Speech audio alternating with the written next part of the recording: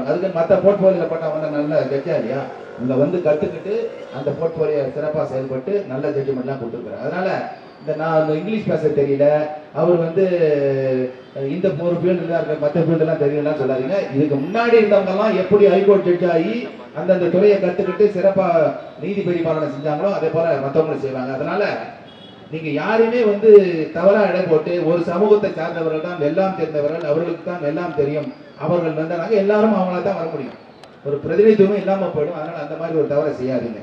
தலைமை நீதியரசரை பொறுத்தவரை இந்த நாட்டில், இந்த தமிழ்நாட்டில் பிறந்தவர் அல்ல, தமிழ்நாட்டை சேர்ந்தவர் அல்ல, அவங்க வெளியிலிருந்து வர்றவங்க. அதனால இங்க இருக்கிறவங்களுடைய மனநிலை தெரிவதற்கான வாய்ப்பு இல்லை. இங்க இருக்கிற சிலர் அவங்க போய் முதல்ல போய் அவங்கள வந்து அட்வான்ஸ் புக்கிங் பண்ணிட்டு அவங்க மைண்டை கரெக்ட் பண்ணி இவங்க தான் ரொம்ப சிறப்பாக பேசுவாங்க, இவங்க இந்த பாரம்பரியம் அந்த பாரம்பரியம் அதெல்லாம் சொல்லி மனசை மாற்றுவாங்க.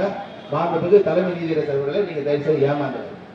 இங்க நாங்க இருக்கிறோம், விமன் லாயர் அசோசியேஷன்ல தலைவர் இருக்கிறாங்க, எம்ஹெச்ஏல தலைவர் இருக்கிறாரு, எம்பிஏல தலைவர் இருக்கிறாரு, லா அசோசியேஷன் தலைவர் இருக்கிறாரு, இன்னும் ஏனைய வழக்கறிஞர் சங்கங்கள்லாம் இருக்கிறாங்க.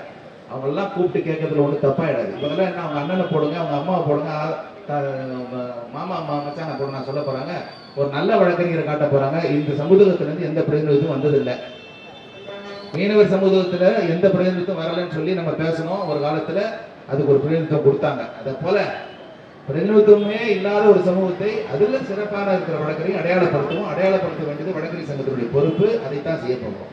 அதனால யாருக்கு எது தெரியாது, எங்களுக்கு தெரிஞ்சவங்க தான் நாங்கள் எடுக்கிறோம், எங்களுக்கு எல்லாம் தெரியலாம் தயவு செய்து நினைக்காதீங்க. போராட்டத்தை நீங்கள் தூண்டாதீர்கள். நீங்கள் தயவு செய்து எல்லோரும் கலந்து பேசி ஒரு முடிவெடுங்க. நீங்க முடிவெடுத்தாலும் அதை தடுக்கக்கூடிய சக்தி எங்களுக்கு இருக்குன்றதை நீங்க தயவு செய்து உணர்ந்து கொள்ளுங்க. ஏற்கனவே 2 வாட்டி அதை நாங்கள் செஞ்சிருக்கிறோம், உங்களுக்கு ஞாபகப்படுத்திருக்கிறோம். அதனால நீங்க லிஸ்ட் ரெடி பண்ணி வேற வேலையை இவங்களுக்கு செஞ்சு அவங்களுக்கு செஞ்சு பண்ணிட்டு திரும்பி தேவையில்லாம டிலே ஆகி எங்களுக்கு தான் ஜட்ஜஸ் டிலேவா கிடைப்பாங்க. அதனால அது தவறு செய்யாம எடுக்கும் பொழுதே ஒழுங்காக எடுத்து ஒழுங்காக பண்ணுங்க. போராட்டத்தை தயவு செய்து தூண்டாதல் என்பதை கேட்டுக்கொண்டு, இந்த இங்கு பங்கு பெற்றவர்கள் எல்லாம் உணர்ச்சி மிக்கவர்கள் மட்டுமல்ல, பிரதிநிதிகள். அந்த பிரதிநிதிகளுடைய கூட்டத்தை பார்க்க வேண்டும் என்று சொன்னால் அதற்கான விரைவில் ஏற்பாடு செய்யப்படும். தயவு செய்து என்ன நடக்குதோ அதை புரிஞ்சுக்கிட்டு இனி போராட்டத்தை நாங்கள் தொடர்ந்து நடத்தாத அளவுக்கு பார்த்துங்க.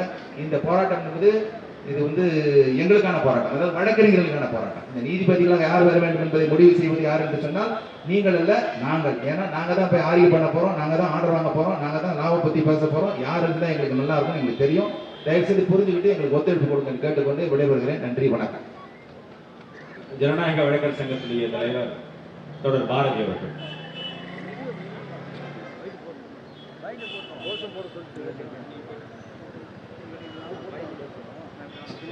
சென்னை உயர்நீதிமன்ற நீதிபதிகளுடைய பணியிடங்களில் சமூக நீதி வேண்டும். ஒரே சங்கத்துக்கு பிரதிநிதித்துவம் இருக்கக்கூடாது. அனைத்து சங்க பிரதிநிதிகளும் நீதிபதிகளாக நியமிக்கப்பட வேண்டும் உட்பட கோரிக்கைகளை முன்வைத்து நடத்தக்கூடிய இந்த ஆர்ப்பாட்டத்திலே கலந்திருக்கக்கூடிய அத்தனை பேருக்கும் என்னுடைய நெஞ்சார்ந்த வணக்கத்தை முதலில் தெரிவித்துக் கொள்கிறேன். நேற்று மாலை இந்த போராட்டத்துக்கான அழைப்பு வெளியிடப்பட்டது. இன்றைக்கு போராட்டம் நடந்து கொண்டிருக்கிறது. இந்தியாவில் 32% உயர் நீதிமன்றத்தில் நீதிபதி பணியிடங்கள் காலியா இருக்கு. 32% காலியா இருக்கு. மத்திய அரசாங்கம் ஒன்றிய அரசாங்கம் சொல்றதன்படி 79% உயர் நீதிமன்ற நீதிபதிகளுக்கான பணியிடங்களில் முற்படுத்தப்பட்ட வகுப்பினரே இருக்கிறார்கள். இந்தியா முழுக்க 79% பாராளுமன்றத்தை கேள்வி கேட்கும்போது சொல்றாங்க 79% ஃபார்வர்ட் காஸ்ட் சேர்ந்தவங்க இருக்காங்க. அப்படின்னா மொத்தம் ஃபார்வர்ட் காஸ்ட் கணக்கு பண்ணா 10% வரும். அவங்க 79% இந்தியா ஆக்கிரமிச்சிருக்காங்க. பட்டியலினோ பழங்குடியினோ ஓபிசி மத்தவங்க இவர்களுக்கான நீதிபதிகளுக்கான இடம் இல்ல. 1947 அதுக்கு முன்பு காலகட்டம் இன்னைக்கு வரைக்கும் 2025 வரைக்கும் 90% பேர் அவர்கள் இன்னைக்கு நீதிபதிகளா போக முடியலன்னா சமூக நீதி இல்லைன்னு அர்த்தம். இன்னைக்கு சென்னை உயர் நீதிமன்றத்தை எத்தனை பட்டியலின சமூகத்தை சேர்ந்தவங்க, பழங்குடியின சமூகத்தை சேர்ந்தவங்க, பெண்கள், சிறுபான்மையினர், வன்னியர்கள், நாடார்கள், மீனவ மக்கள் எத்தனை பேர் அந்த சமூகத்திலிருந்து பிரிந்து வந்தாங்க. வக்கீலுங்க மட்டும் ஒரு விஷயம், பொதுமக்கள் தான் நம்ம பார்க்கிறோம். மக்கள் தொகை எவ்வளவு இருக்குன்னு பார்க்கிறோம். நீங்க நமக்கு தனியாக பார்ப்பனர்கள் மீது வெறுப்பு கிடையாது. எல்லா மனிதரும் நேசிக்கக்கூடியவர். பார்ப்பன சமூகத்துல பிறந்து மக்களுக்காக உழைக்கும் மக்கள் ஜனங்களுக்காக தீர்ப்பு கொடுத்தவங்களும் இருக்காங்க. பார்ப்பன சமூகத்துல பிறந்து மக்களுக்கு நியாயம் வழங்க போராட வந்தவங்களும் இருக்காங்க.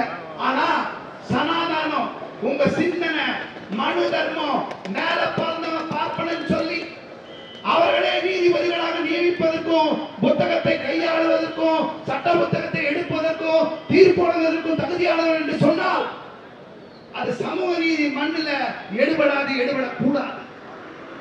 ஏற்கனவே 13 ஜட்ஜ் இருக்காங்க தலைமை நீதிபதி சேர்த்து. நீங்க திருப்பி 4 நீதிபதி கொண்டு வரலாம்னு நினைக்கிறீங்க. ஒரு சாதிக்கு எதிரான போராட்டம் அல்ல, சமூக நீதிக்கான போராட்டம். ஏன் சொன்னா வெளிப்படையா சொல்ல வேண்டிய அவசியம் இருக்கு. பார்ப்பன சமூகத்திலிருந்து 13 நீதிபதிகள் 75 பேர் இருக்காங்க. இப்ப 66 பேர் இருக்காங்க. ஒரு தடவை 75 பேர் இருந்தது இல்ல. 13 பேர் இருக்கிற இடத்துல திருப்பி நீங்க நாங்க 4 பேர் கொண்டு வர போறோம்னு சொல்றீங்கன்னா எந்த விதத்தில் நியாயமானது? மக்கள் எல்லாருமே பார்த்துட்டானே இருக்காங்க. நீங்க திருப்பி நீங்களே உங்களுக்கு வேண்டப்பட்டவங்க, உங்க ஜூனியர்ஸ், உங்க சொந்தக்காரங்க, சாதி சமூகம் சொல்லி நீங்க போடுறீங்கன்னா சமூக நீதிக்கு எதிரானது இல்லையா?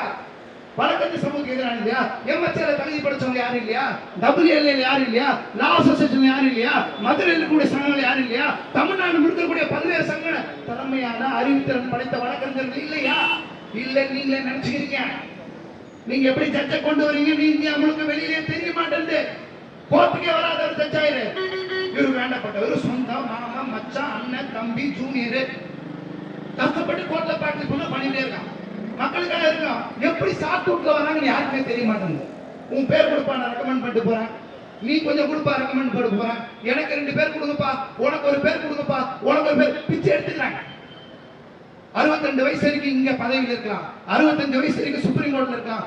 ஒரே ஒரு நீதிபதியாவது ஊழல் வழக்கு சொல்லி இது வரைக்கும் நீங்க பண்ணிருக்காங்களா? பாராளுமன்றத்துல நடந்தது இல்லையே. மன்னர்கள் மாதிரி கடைசி வரைக்கும் பொறுப்பு நீங்க தானே இருக்கீங்க. 62 வயசு வரைக்கும் 65 வயசு வரைக்கும் பதவியில நீங்க தானே இருக்கீங்க. ஒரே ஒரு நீதிபதியா காட்டுங்க. ஒன்னே ஒண்ணு பண்ணுவீங்க, தப்பு பண்ணா டிரான்ஸ்பர் பண்ணுவீங்க. மத்தவங்க எல்லாம் வந்து நிறைய பேசுறீங்க. தப்பு பண்ணாங்கன்னு சொன்னா இங்க இருந்து கல்கட்டா, ஜார்க்கண்ட், வேற எங்கன்னா போடுங்க. இதெல்லாம் பேச சமூக நீதி. இது அரசியலுக்கு எதிரானதா? அரசு பல ஜட்ஜ்மெண்ட் கொடுத்துருக்காங்க. ஒரு துறையில இருப்பாங்க, ஒரு குற்றவியல் துறையில இருப்பாங்க, இல்ல சிவில்ல இருப்பாங்க. இவங்க